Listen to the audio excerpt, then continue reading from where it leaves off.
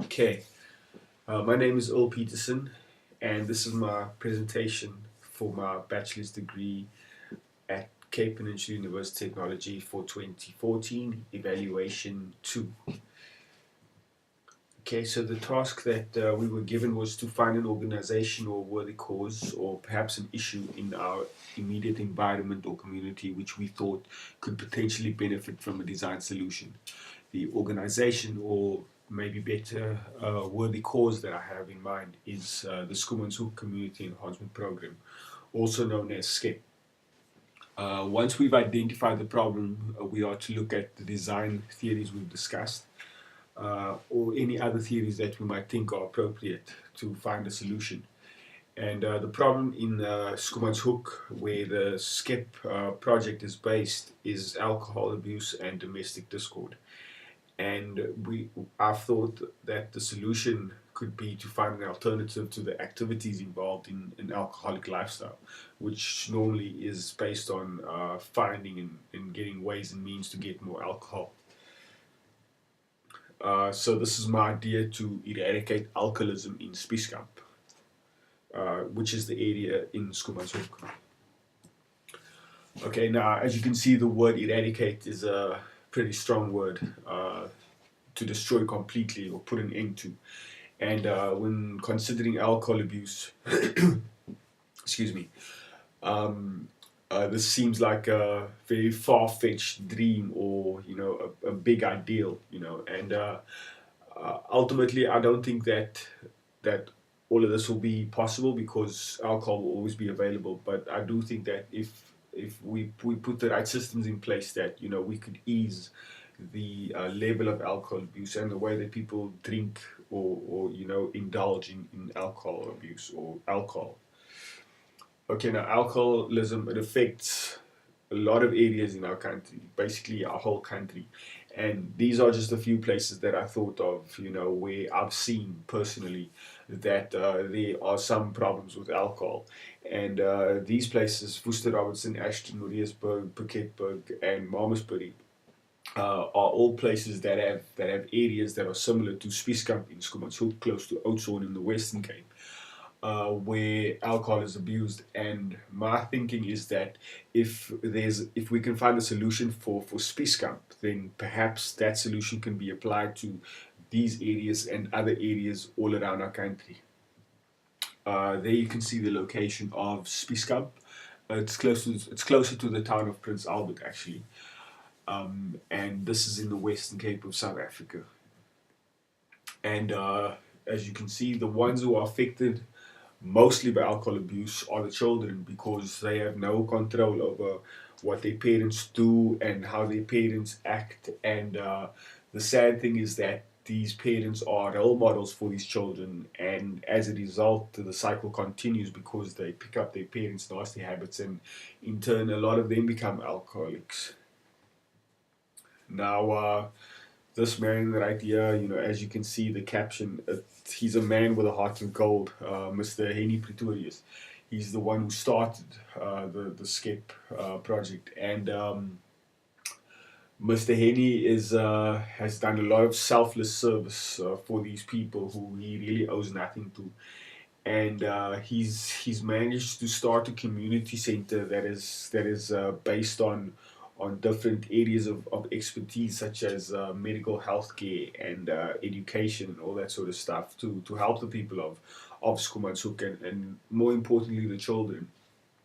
Um, there you can see an image of the incomplete community center, which is supposed to, once complete, house all these different facilities to give people a holistic um, uh, solutions to their welfare and their way of life. And these are the focus areas that I've just mentioned. I've just mentioned some of them: education, health, nutrition, pastoral care, recreation, and skills development. And this is just me delving a bit deeper into it. Education is vital, to a child's development. And in these homes where there's domestic discord and violence, it's difficult for a child to be of sound mind and healthy spirit. When they've got to worry about what they're going to go home doing in the afternoon, and because of their parents' alcoholic activities, whether or not there's going to be food, or somebody who's going to take proper care of them and all that sort of stuff. And uh, um, like I said, education is very important, and if we can solve or improve on the alcohol abuse and that sort of stuff, then that's already one area that we can improve on with regards to the children. Health services, the mobile clinic, it also provides dental care and medical health care. As you can see on the picture there, HIV screening or health screening.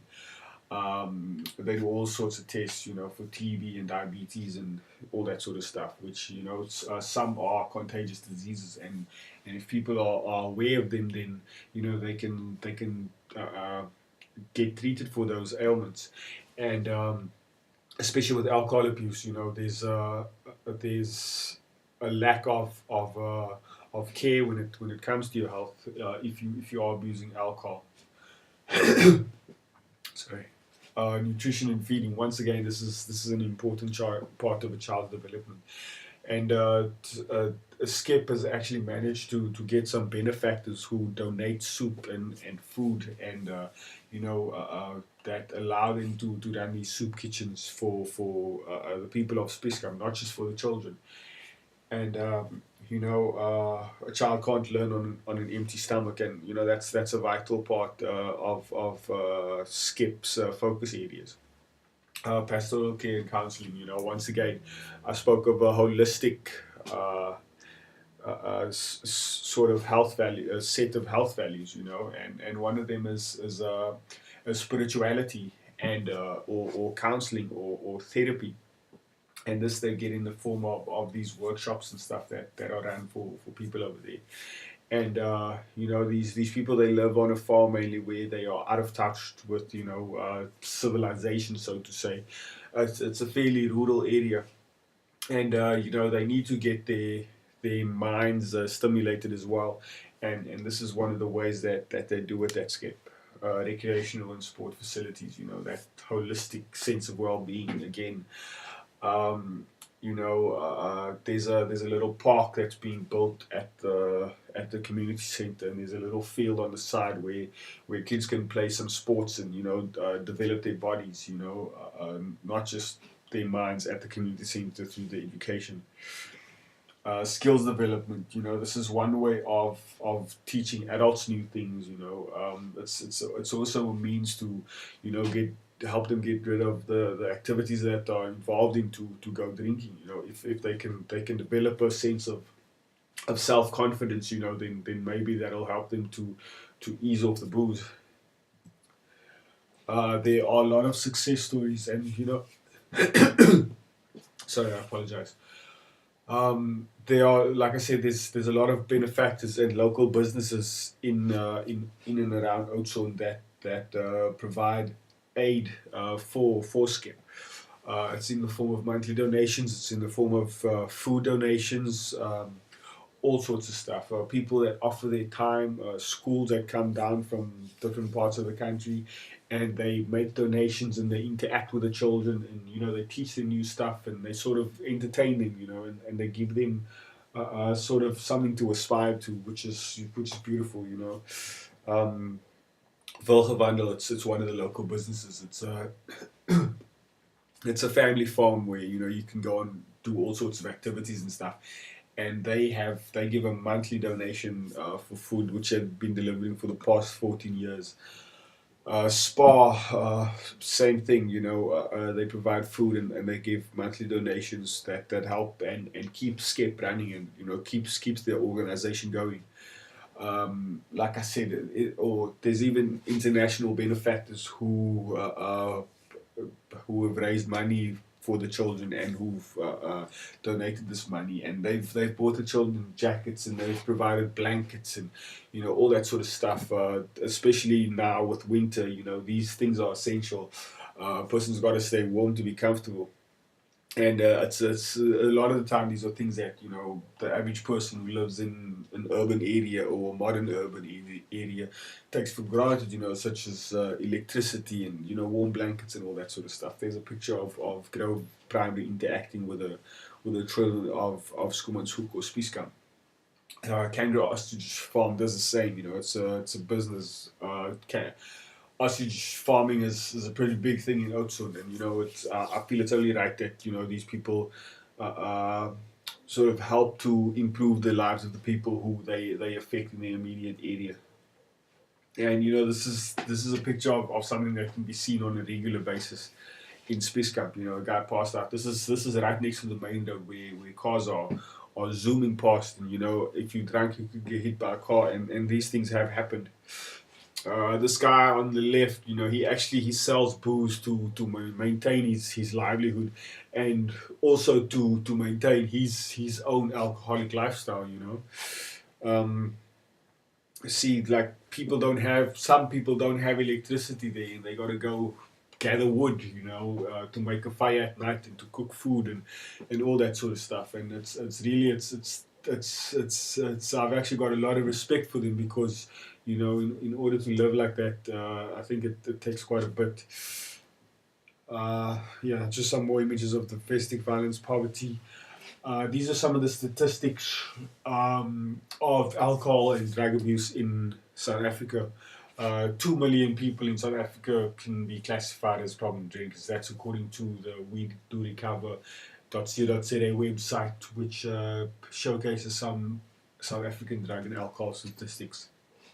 They say the average South African drinks approximately 20.1 liters of alcohol. That is equal to 196 six packs of beer, 62 bottles of spirits, and 220 bottles of wine. That's a lot of alcohol. Also, you can see the drug-related crimes rose from 2011 to 2012 by more than 26,000 cases. Also, the car accidents, people driving under influence of drugs and alcohol, has also increased from 2011 to 2012. And yeah, it seems that alcoholism is the root of most of the problems mentioned previously, especially as it relates to Spieskamp or Schoemanshoek. And alcoholism is hard to define. A lot of people are in denial when it comes to their alcoholism, and they think that they are controlled drinkers because they only drink on weekends, or they only drink at certain times of the week and that sort of thing. And it's a moral dilemma. And others become aggressive, and this is where the domestic violence comes in.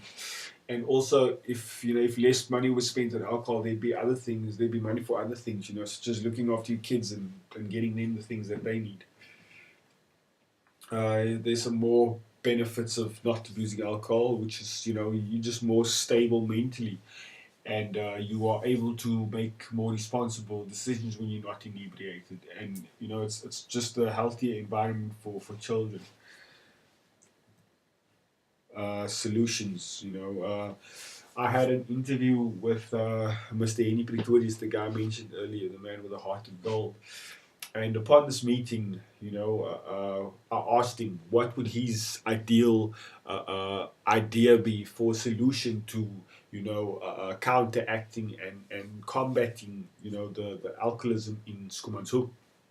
And the first thing right off the bat, he said, coffee shop bean, and the idea of coffee shop bean is to create a space where people, and I'm actually getting to the solution part now, where people can chill out and they can have some coffee and hang out with each other, where without alcohol and being sober, where they can watch documentaries and read books, sort of expand and improve their intellect, so that their conversations aren't just about arguing about petty things and that sort of stuff, where they can actually have informed conversations, on relevant topics, and sort of get involved in thinking processes, and expand their minds and all that sort of stuff.